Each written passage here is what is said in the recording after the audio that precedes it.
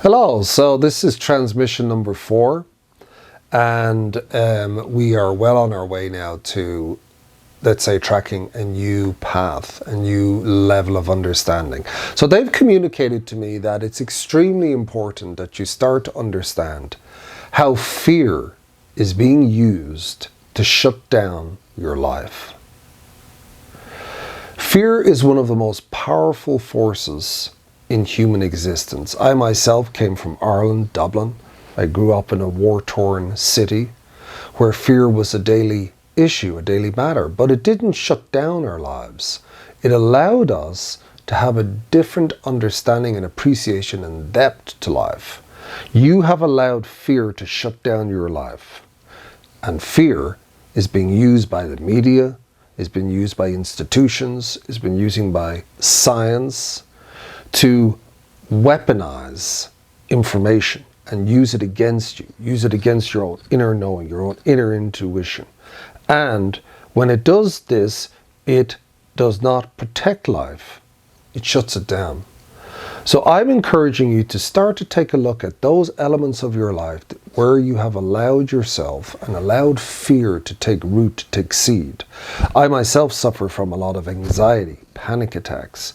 So I myself have to look inside and start to understand, where is this fear exactly coming from? And that is important because it also is encouraging you to look at your life and see areas in your life, be it, let's say, working out, let's say the food you eat, let's say the people you talk to, let's say the media that you consume, let's say the social media that you watch. Is this all coming from a vibration of fear? It's okay to have a little bit of fear, because fear is something that you can use, you can catalyze to allow yourself to make different types of choices. But with too much fear, the imagination narrows. Instead of asking what's possible, you start to say what's safe. You know, we've heard this phrase in America now, stay safe. We've heard it all the time. It was used during the COVID, it was used during the preceding years, and now we have these weather shutdowns where we're told to stay safe. Well, when safety becomes chronic fear, it becomes a cage. Fear is now being used, especially by the scientific community, to control behavior. Throughout history, we have seen institutions, leaders, systems have understood that frightened people are very easy to manage. We only need to read George Orwell's 1984 to understand the incredible power of fear.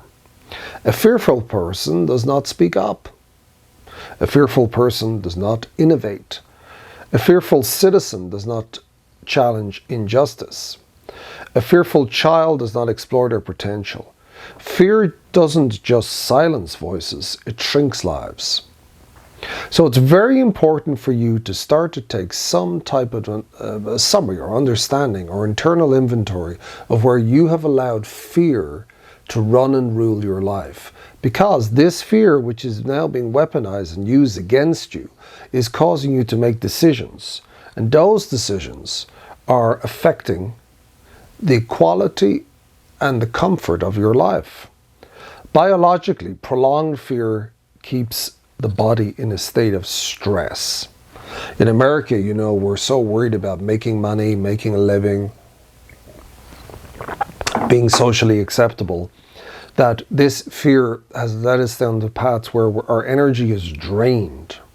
We come home sometimes from work exhausted, unable to spend quality time with our children, unable to spend quality time with our loved ones. In this way, fear is not just destroying your life, it's eroding it. The fear will also shut down any type of questioning. It will allow you to not start to ask deeper types of questions. Human life begins to shrink. And so this shrinkage that is happening on a biological, an organic, an emotional, a spiritual level is leading you down a path where you are more easily controlled. And if you're more easily controlled, then you will also be more easily allowed to make choices that are not good for your health. So they have communicated to me that fear, yes, is a part of our biology. And that's fine. But when fear becomes the primary tool of influence, in relationships, workplaces, communities, or nations. Life begins to constrict and contract, innovation stalls, and humanity starts to go dim. So, the question for you should ask is not whether fear will show up.